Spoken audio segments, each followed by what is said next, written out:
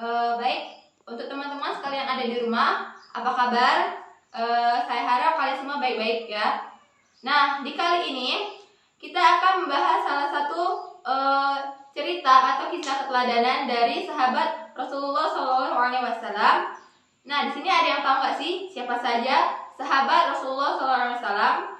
Yang pertama, ya Abu Bakar As-Siddiq. Yang kedua, Umar bin Khattab. Yang ketiga, Utsman bin Affan. Dan yang keempat, Ali bin Abi Thalib. Nah, kali ini kita akan membahas salah satu kisah keteladanan dari 4 sahabat Rasulullah SAW ini, yaitu tentang kisah keteladanan Umar bin Khattab.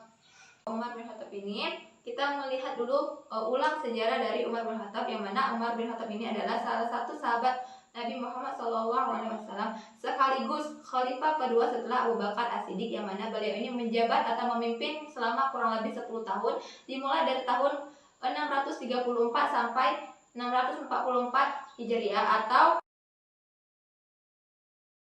dimulai dari tahun ke-13 sampai 23 Hijriah. Lalu Umar bin Khattab memiliki gelar Al-Faruq, yang mana artinya adalah pembeda, karena Umar bin Khattab ini mampu membedakan kebatilan dengan kebenaran. Nah, pada suatu hari, amarah Umar pun pecah karena mendapat kabar dari Nu'aimah bin Abdillah yang memberitahukan bahwa adik Umar, Fatimah, telah masuk Islam. Kemudian Umar datang ke rumah Fatimah dan suaminya. Dengan emosi yang memuncak, Umar pun melihat bacaan Al-Quran yang sedang dibaca adiknya, yakni إنني أنا الله لا إله إلا أنا فاعبدني وأقم الصلاة لذكري إن الساعة آتية أكاد أخفيها لتجزى كل نفس بما تسعى فلا يصدنك عنها من لا يؤمن بها واتبع هواه فترداه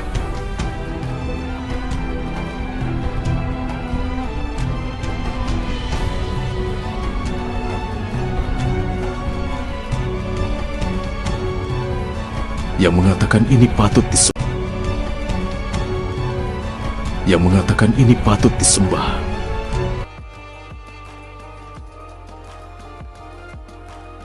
Sehingga luluhlah hati Umar. Seketika Umar ingin bertemu Rasulullah SAW.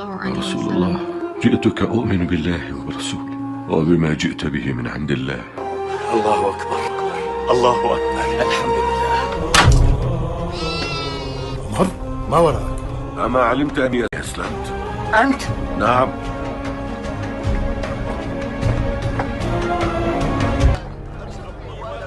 أيها الناس اعلموا أني قد أسلمت وشهدت أن لا إله إلا الله وأن محمدا عبده ورسوله.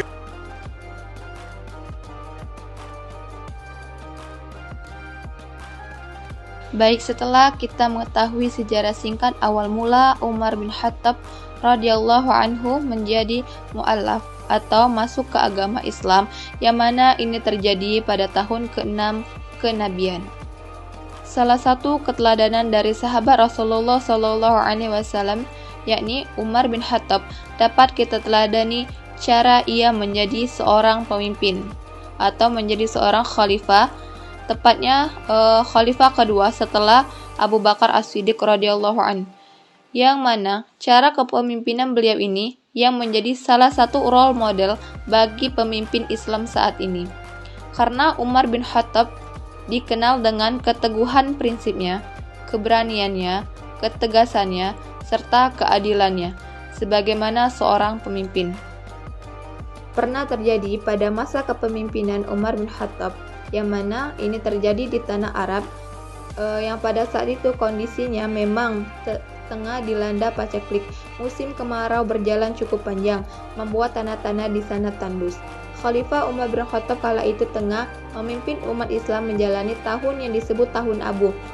Suatu malam, Khalifah Umar mengajak seorang sahabat bernama As-Salam untuk mengunjungi kampung terpencil di sekitar Mekah. Langkah Khalifah Umar terhenti di dekat sebuah tenda lusuh. Suara tangis seorang gadis kecil mengusik perhatiannya. Khalifah Umar lantas mengajak Asli di sekitar Mekah. Langkah Khalifah Umar terhenti di dekat sebuah tenda lusuh. Suara tangis seorang gadis kecil mengusik perhatiannya.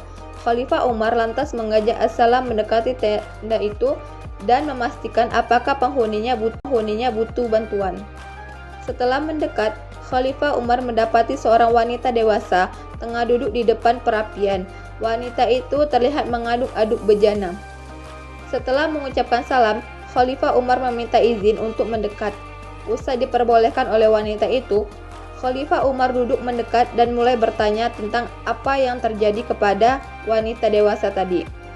Kemudian Umar bertanya kepada wanita dewasa itu, siapa yang menangis di dalam tenda itu? Lalu dijawablah oleh wanita tersebut bahwa dia adalah anakku. Kemudian Umar pun bertanya lagi, kenapa anak-anakmu menangis? Apakah dia sakit? Wanita itu pun menjawab, tidak, mereka lapar. Jawaban itu pun membuat Umar bin Khattab dan As-Salam tertegun. Keduanya masih terduduk di tempat semula cukup lama. Sementara gadis di dalam tenda masih saja menangis dan ibunya terus saja mengaduk bejana. Perbuatan wanita itu membuat Khalifah Umar penasaran, yang kemudian bertanya, apa yang kau masak wahai ibu? Mengapa tidak juga matang masakanmu itu? Tanya Khalifah Umar bin Khattab radhiyallahu anhu. Kemudian wanita itu menjawab, kau lihatlah sendiri. Khalifah Umar dan As-Salam segera melihat isi bejana tersebut. Seketika mereka kaget melihat isi bejana itu. Apakah kau memasak batu? Tanya Khalifah Umar dengan tercengang. Aku memasak batu-batu ini untuk menghibur anakku. Inilah kejahatan Khalifah Umar bin Khattab. Dia tidak mau melihat ke bawah. Apakah kebutuhan rakyatnya sudah terpenuhi atau belum?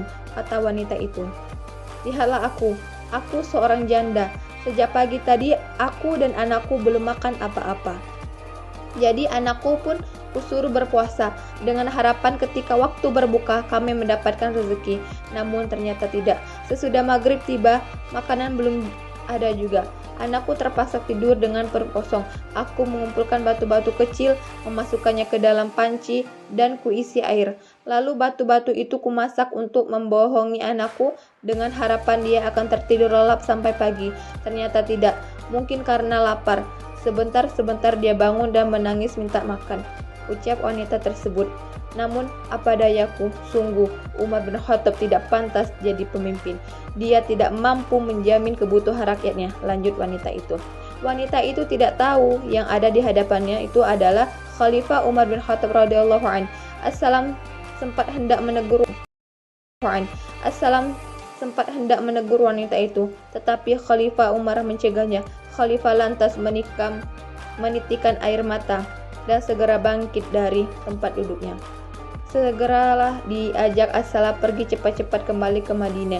Sesampainya di Madinah, Khalifah langsung pergi ke Baitul Mal dan mengambil sekarung gandum.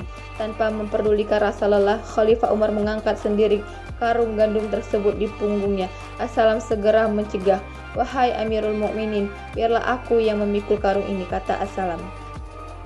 Kalimat As-Salam tidak mampu membuat Umar tenang. Wajahnya merah padam mendengar perkataan As-Salam.